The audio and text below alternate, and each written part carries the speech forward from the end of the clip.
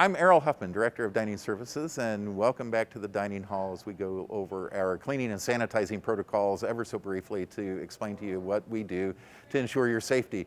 You already know that we have social distancing cues and a requirement to wear a mask inside of all of our facilities except for when you're sitting down and eating or drinking. But what happens after you've left, and how are we taking care of your safety? Throughout the course of a meal period, our staff are frequently moving throughout the dining hall to clean the tables and chairs that you're sitting at so that the next person has a clean, sanitized space. So anything from soap and water buckets and sanitizer to this nifty little foggy machine that carries quaternary ammonia that we use throughout the course of the meal period and after meal periods.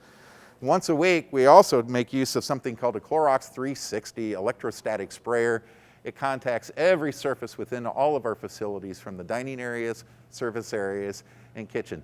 This is all to ensure that we've eradicated any kind of bacteria, viruses, or any pathogen that might cause you harm and make you ill. So that's what we're doing to make you safe at Dickinson. Thank you.